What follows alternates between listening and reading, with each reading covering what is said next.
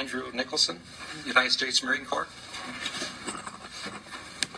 Mr. Chairman, committee, ladies and gentlemen, thank you for this opportunity. Major Andrew Nicholson, I'm the Recruiting Station Commanding Officer for the Marine Corps, which encompasses not only the state of Minnesota, but also the state of South Dakota, North Dakota, and a good part of Wisconsin. So I have a great opportunity to see across state and be able to compare how Minnesota is doing with our recruiting efforts. Just like to remind everybody, Marine Corps is our Marine Corps, and it's an honor for me to serve and represent you as one of your most senior Marines in the state of Minnesota. So I did have a slide presentation. I don't know if we have access to that. Do you have it on a laptop? Oh, I did send it to Mr. Holquist. There we go. All right, it's coming up.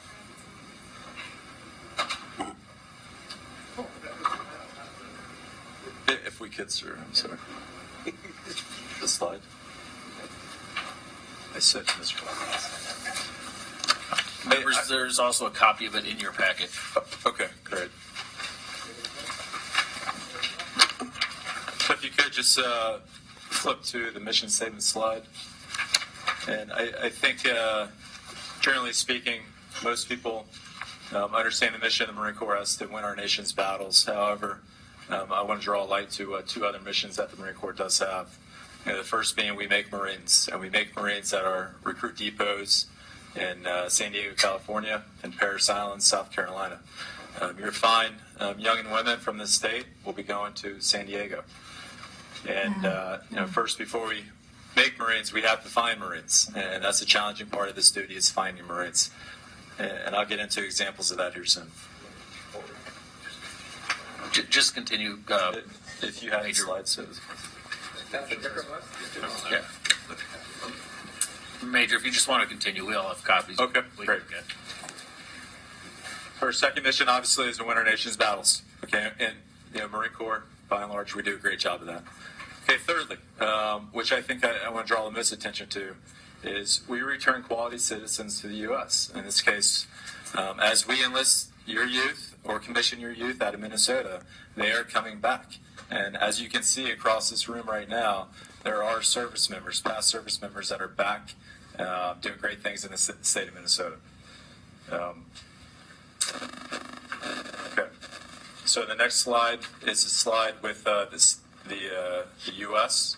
broken down by propensity to serve by state. I think this is a very impactful slide. And when I first received orders here to Minnesota, it's one of the first things I want to look at. What am I walking into? Well, I'll tell you, I think I was shocked, and probably you all are shocked as well, to see that propensity to serve in the state of Minnesota is significantly lower than most of the other states. Okay, only one other state across the U.S. has a lower propensity. Not saying Minnesota's not patriotic, because I'll tell you, I've lived in lots of states, and this, by and large, is one of the most patriotic states I've seen. But for some reason, the general youth does not want to serve. Okay, a lot of reasons to that. Anecdotally is bases. Active duty bases in the state of Minnesota, zero. Okay, zero. The Marines have 2 reserve bases on Fort Snelling, and that's about it. So our challenge in the state of Minnesota is more difficult than other states that have just the exposure to the military. But it does give you perspective of how we're doing as a state and with the people that is serving. So the question I think we all want to know is, how do we increase this propensity? And that's the question I've been trying to figure out for the last 18 months on this duty. Okay, and I think the bill that the representative here wants to get at is can precisely help us increase propensity. Because propensity to serve starts in high schools. Okay, it starts in high schools when they're most impressionable, and they have to make one of the hardest decisions in their life, a student. So there is a direct correlation, I believe, in the propensity to serve across the state with our access to high schools and how well we're doing educating our youth in the high schools regarding the military. Any questions on this slide? Representative O'Neill. Thank you, Mr. Chair. Just to clarify, so is this specifically for the Marines, or is this all branches? This is all branches, ma'am. This is all branches. Okay. Yes, I know we have a pretty strong Army Reserve and National Guard here. Now, I don't think this takes into consideration the National Guard, but active duty. branches, so Navy, Air Force, Marine Corps, and Army. Thank you, Mr. Chair. I think our Red Bulls are probably not represented here because we've got quite a few Red Bulls. So Yeah, I personally know several, so yeah, we have a good representation from the state there. And that's not surprising to me the least bit, because the National Guard is the Marine Corps' biggest competitor of finding the most qualified youth to serve. Representative Lesh? Thank you, Mr. Chair and Major. When I was with my light infantry unit, I swear like 15% of our formation was former Marines. So we draw a lot from you. Thank you for sending them our way. but I'd also add that it's, I get that. I get, you want active duty folks. We need active duty folks. We need full-time standing military. But because of that lack of active duty posts, the robust nature of the National Guard here has just kind of taken over. And I imagine it would be extremely hard to compete because this is a relationship business, right? It's word of mouth, who you meet and everything. And if there's already a line in to someone they see going to work in a uniform, that's going to make a big difference.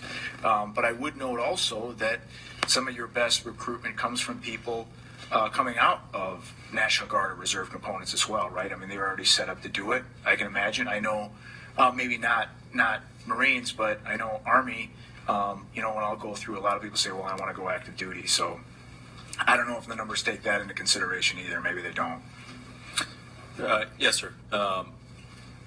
We do receive a fair portion of our, I'm sorry, not even fair, probably just a handful. And I'm speaking in terms of maybe 10 out of about the 400 we enlist into the Marine Corps out of the state of Minnesota. Probably 10. And that's speculative, of course, but probably 10 come from prior service National Guard. So not many. Representative Mr. Chair, Schlechter. I would add too, I know you have a Marine Reserve unit here too, as well. You have a Marine Reserve unit here in Minnesota. Am I correct?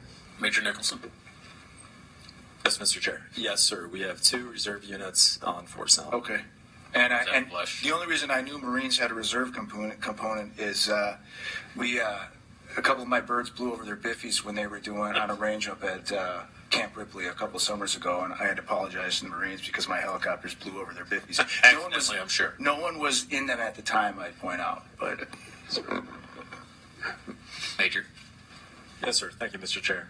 And I would like to point out as well that the active duty is not for everybody. Military service is not for everybody. But I think what this bill gets after is giving the students the right education to make a decision on their own with the right information. And I think that's where we're lacking currently is our ability to get in front of students, educate the students so they can make an educated decision on what to do after high school. So, Mr. Chair, if we have no other questions, can we please turn to the state of the market slide?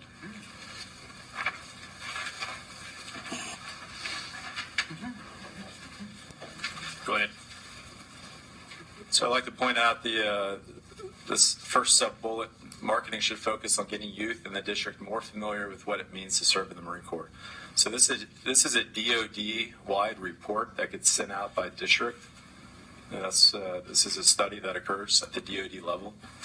So this bill that Representative Detmer is putting forth will give us the opportunity to educate the youth again and get access to them. So currently what we see in high schools is we have access on a monthly, sometimes quarterly basis, and access usually means coming in for a lunchroom setup or a class talk during classes. So there's competing requirements as we see it going into high schools. As we can all remember in high school, you don't want to give up your lunch to go talk to a recruiter. You certainly don't want to give up PE to go talk to a recruiter. And we also see disparities across access in high schools in the state of Minnesota based on school districts. So school districts writ large decide what access we have, and we see disparities between school districts. Some open access, some very restrictive access. The second bullet is messaging should focus on clarifying day-to-day life and the quality of life benefits. This is where I think the bill gets after educating the counselors. I like to call it educate the educators. And we don't do a great job of that because currently the counselors, really the bridge out of high school into the civilian world, are selling two main things as I talk to counselors. They're selling workforce or they're selling college. And if students do not have the grades or they can't afford a university, they go to community college. And I think educating the counselors, having them more informed about what the military is and the benefits of joining the military will go a long way for us.